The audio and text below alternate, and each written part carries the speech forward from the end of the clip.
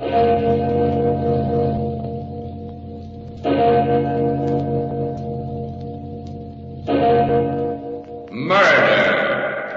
at midnight. I was worn out, dead tired. But I kept on walking through the mist. And suddenly I started hearing footsteps behind me. I turned around, and then I saw him. He was walking along slow, dragging his feet, walking as if he couldn't see. His face was all covered with blood. But I knew who it was. It was Miller, the guy I killed.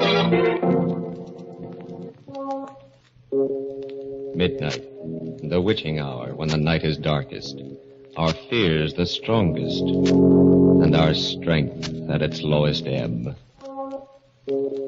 Midnight, when the graves gape open and death strikes.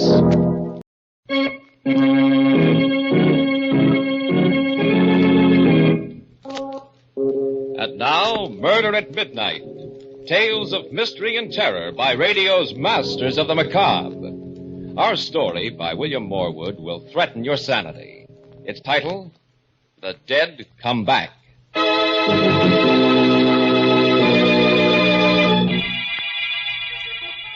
About 1 o'clock in the morning, on a dark, deserted street, standing in the doorway of a gloomy brownstone house, a man with a wild expression on his face rings the bell desperately. There is no answer, and he rings again. Then...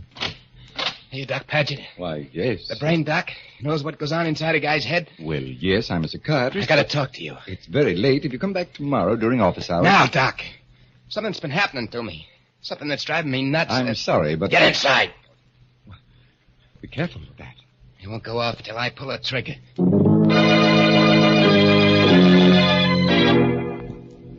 Better sit down, Doc. Very well. And just to make sure we understand each other, I'll put this gun here on the desk. And my watch.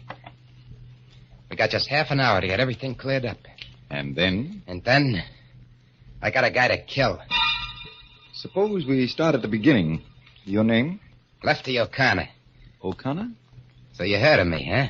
I'm not sure, but the Tilson murder case. That's right. But as I remember That's right. He decided I was nuts, put me away. But get this straight, Doc. Yes? I wasn't ever out of my head, and I ain't now. I see. Insanity was something that I cooked up to keep from burning. I played it up all right. Good enough to make monkeys out of the doctors and the jury. But when I got to the nut house, it was different. I didn't have to pretend no more. You know, Doc, some of them whacks act just as sane as you and me. Yeah, I was getting along fine. Till 2 nights ago, when I was called in to see the superintendent. He was a white-haired old guy, named Miller. Sit down, Lefty. Cigarette? Thanks, Mr. Miller. Here you are. What's that? This? Just a music box. Plays when you open the lid. That ain't just a... What are you trying to do to me? Oh, what do you mean, Lefty? I just offered you a... That's the box I kept talking about at the trial. The one old Mrs. Tilson kept her jewels in. I'm afraid you're mistaken, Lefty. In a pig's eye. I know what you're trying to do. But I don't remember nothing. Nothing, you hear? And why does this tune seem to disturb you, sir? Never mind why. Turn it off. Yes, of course. Take it easy, Lefty. I called you in here because I want to help you. You're trying to trick me into admitting I knew what I was doing when I hit old lady. Nothing of the kind. Next you'll be asking me where I hid the jewels. Don't you think I know that routine? There's no routine here, Lefty. You're a liar, Mr. Miller. You got me in here to give me the 3rd degree, to try to break me down all over again. Well, you won't do it. Not again. I've had enough. But Lefty, put down that paperweight.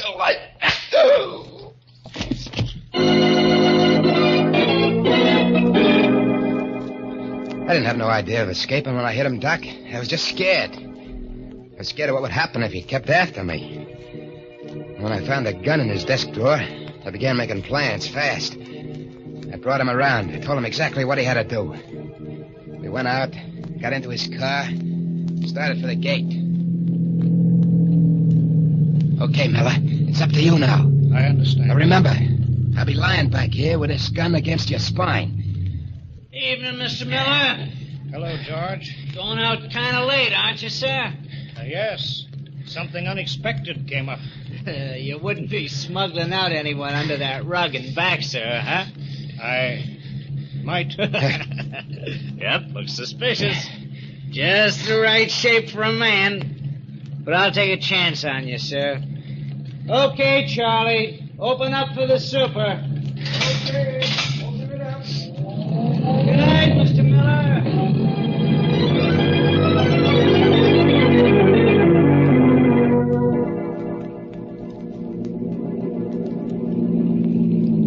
Turn the left fork here. Ah, the Ganville Road. I was afraid of this, Lefty. The Tilson Estate's up this way, isn't it? You're too smart for your own good, Mr. Miller. You can turn off here. But there's no road. In under the trees. All right.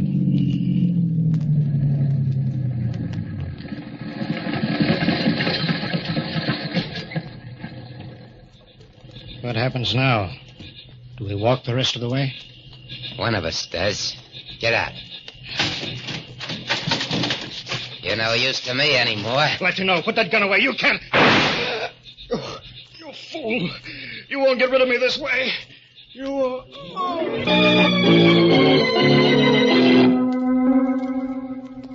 I left him there beside his car and started walking. I don't know how long I was at it. Maybe an hour when I hit the outskirts of town. The light was kind of funny. It was different from anything I'd ever seen. It was kind of yellow. Kind of yellow mixed with a mist that was curling up. Maybe I was tired, I don't know. But suddenly I began to hear footsteps behind me. I looked around, and then I saw him. He was walking on the other side of the road, blind, as if he couldn't see where he was going. And his feet were kind of dragging along. His face was covered with blood. But through the blood, I could see that it was him. Miller.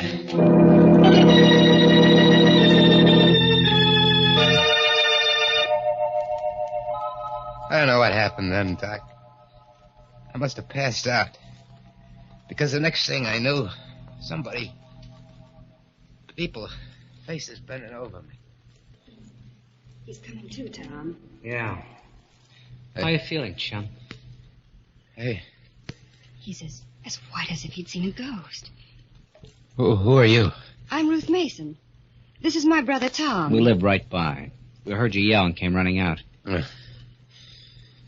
Did you see anyone else? I know. On the road? No. You were lying right in the middle of the road till we pulled you off. What happened? The car hit you?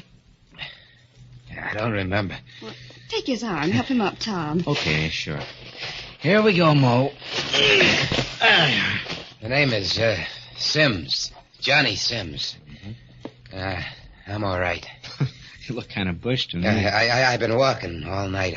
Out of a job, see, and broke. Well, our house is right over there. You come on in and we'll fix Thanks, it. I gotta keep moving. What's the rush if you're just looking for a job? Well, hey, Cops coming this way. Probably looking for that man that escaped from the state hospital. That's right. They said that... What? Johnny, what's the matter? You look as if you're going to faint again. I guess I must be worse than I thought. Look, does that invite still hold? Oh, of course. Right this way.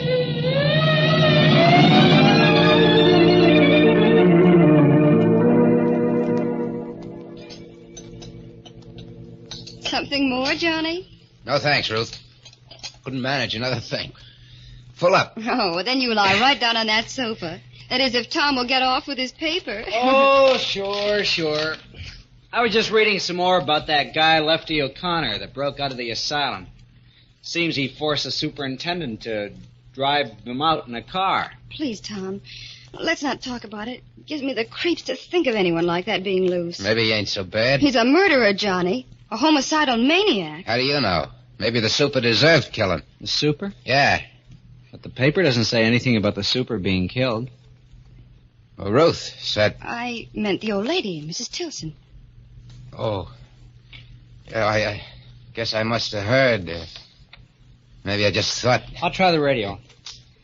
Maybe there's some late news on it. Though you're probably right, Johnny. The super wouldn't stand a chance.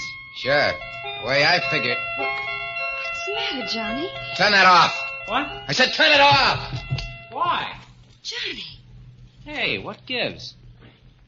I'm sorry. But I don't like radios. Oh, it's all right, Johnny. We understand. Now suppose we show you to your room and you take a good long sleep.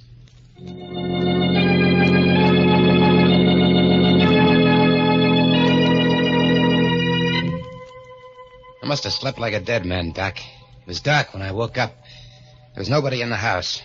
I switched on the lamp and looked at my watch. A few minutes before midnight. Didn't have much time if I wanted to get the jewels and blow town before morning. So I started for the door, but before I reached it, it opened. And standing there, smiling, kind of sad-like, was Miller. Hello, Lefty. Did you get the jewels? You! It can't be you. You're dead. I told you wouldn't get rid of me so easily. What do you want with me? Nothing, Lefty. Just what I wanted before, to help you. You're lying. You still think you can break me. Get me to confess, but I'll show you. I must have hit the lights, Doc, or maybe they were never on, because suddenly the room was all dark. I struck a match. I bent down to look at Miller, make sure that he was really dead this time. And I ain't crazy, Doc. You gotta believe me. But the man lying face up on the floor was Tom Mason.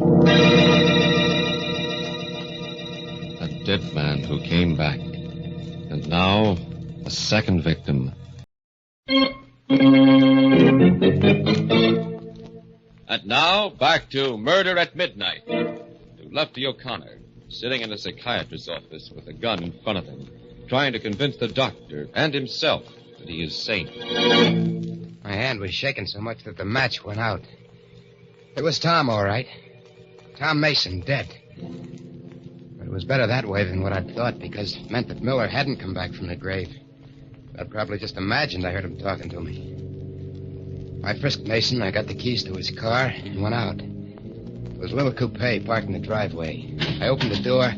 I was just getting in when... Hello, Johnny. Huh? Ruth. You look a little better than you did before. How do you feel? Oh, fine. Oh, that's good.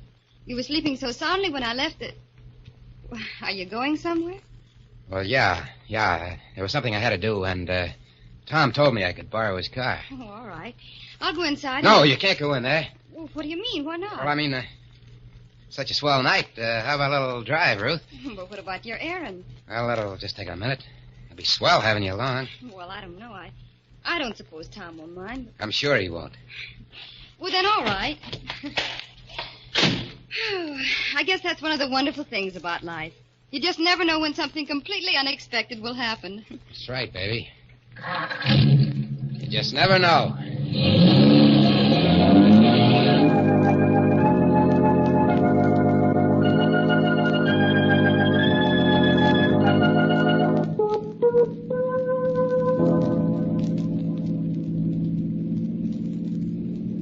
Why so quiet, Johnny?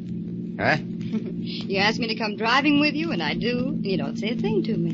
What should I be saying? Well, you might start by telling me something about yourself. Like I said, I'm just a guy looking for work. What kind of a job did you have before? Chauffeur? That sounds interesting. Did you work around here? Why? I just wondered. You seem to know the roads so well. Listen, baby, let's not talk about me. I'd rather hear about you. Well, there's not much to tell. I'm 21, fancy-free, and I work for a living. I'm a nurse in a psychiatrist's office. A what? Psychiatrist. A doctor who, well, helps people who are disturbed mentally. Like people who, see things that ain't there? Oh, yes, he gets a lot of those kind of cases. What does he do? Talks to the patients, explains away the hallucination. His name is Dr. Paget, and he's really wonderful. Johnny? Yeah? Where are we going? Why, baby? We've turned off the main road. This leads past the old Tilson mansion. What's that? The house where that terrible murder took place about a year ago. It's all boarded up now, of course. Yeah, that's the job Lefty O'Connor pulled, yes. huh? Yeah, he was old Mrs. Tilson's chauffeur. What? Chauffeur. Quite a coincidence, ain't it? Johnny, you're turning in the driveway. Yeah. See, a couple of nights ago, I broke into this place to sleep. It was just an empty house to me. I didn't know anything about no murder. I left the parcel behind. I want to pick it up. Oh, I see. You think I had any other reason for coming here? No, Johnny. Sit tight, baby. I'll be back in a minute. All right, Johnny. Well, why are you taking the keys? Just to make sure the car stays here, and you with it. But of course I'll stay. You better, baby. Or it'll be just too bad. Pulled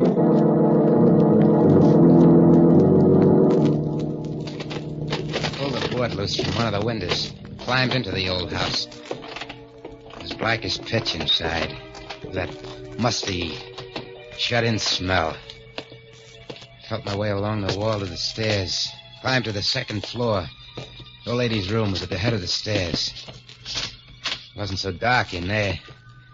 Windows hadn't been boarded, and the moonlight was coming in. And I saw that marble fireplace with a gargoyle in the middle grinning at me. So I picked up the poker and smashed into it. And there, behind where I pushed it past a loose brick, was a paper bag containing the jewels. I looked inside to make sure that everything was safe. Moonlight sparkled on them shiners. And then, Doc, suddenly, out of nowhere it started. That music started. Johnny! Stop it! Johnny, where are you? What? Oh, Ruth! Ruth, get her to stop. Get her to stop. Get who to stop? Mrs. Tilson, that tune. What tune? You mean you don't hear nothing? Well, no, Johnny. But you must. It's gone now. Johnny, you're shaking all over.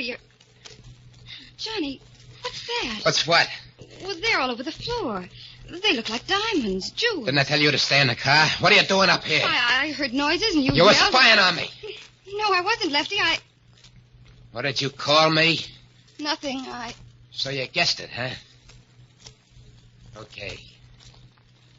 I am Lefty O'Connor, and I came back for the jewels.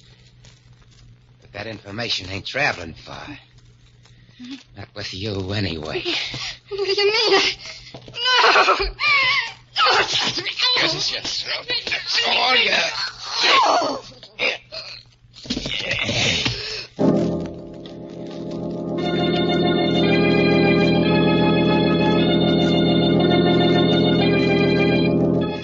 I was rattled, Doc. The music did it. That and everything else. I left the lion there, and I picked up the jewels and beat it.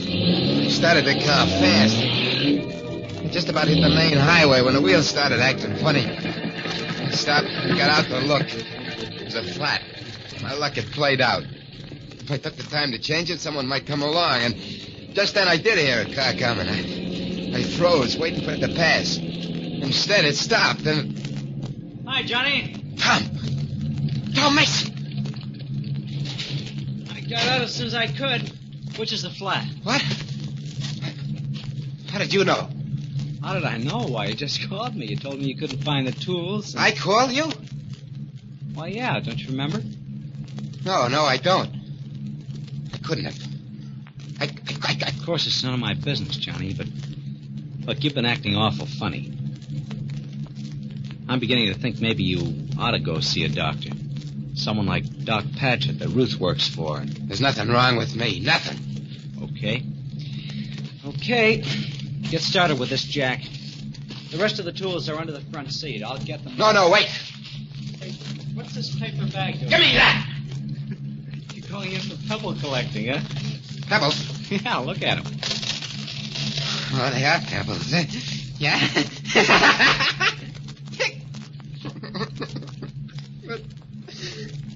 What's happening to me? Oh. I don't know. But I told you don't look well. Hey, where are you going? Hey, wait a minute. I told you that was a borrowed car. Get off that running board. I say get off! You're nuts, Johnny! You're nuts! You're crazy!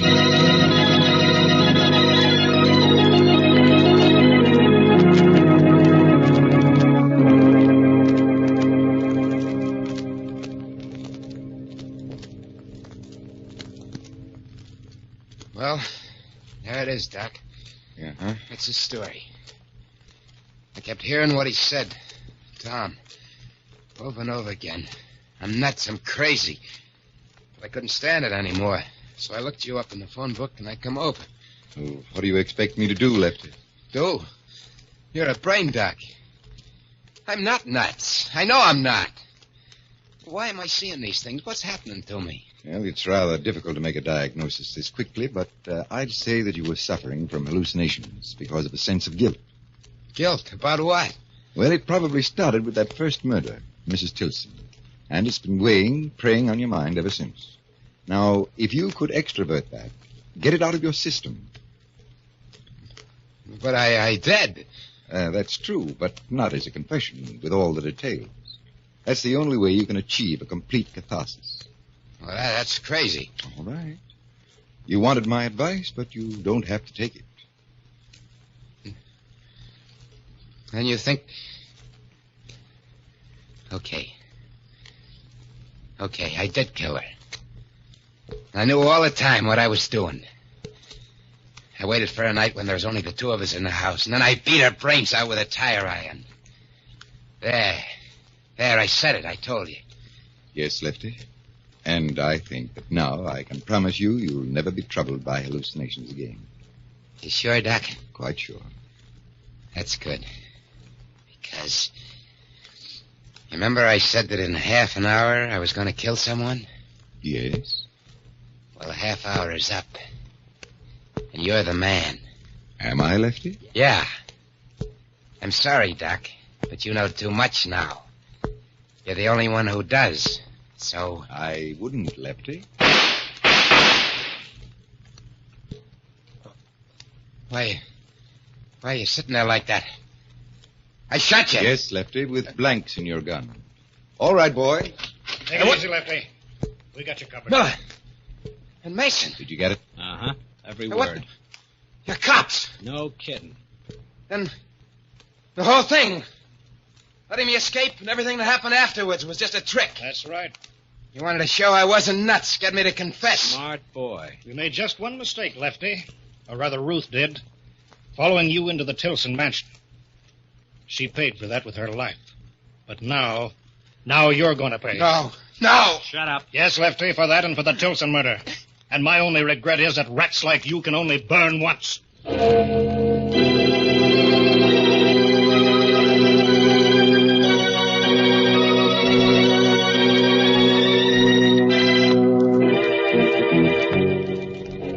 Moving forward, the two grim-faced men take hold of Lefty O'Connor.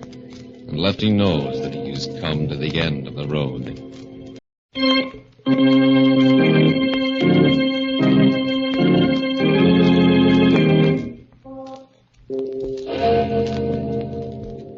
Remember to be with us again when death's face peers out of the darkened windows of deserted houses and the clocks strike 12 for...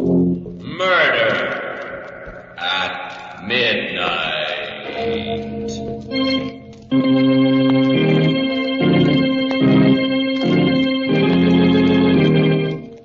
The part of Lefty O'Connor was played by Joseph Julian. With music by Charles Paul, Murder at Midnight was directed by Anton M. Leader.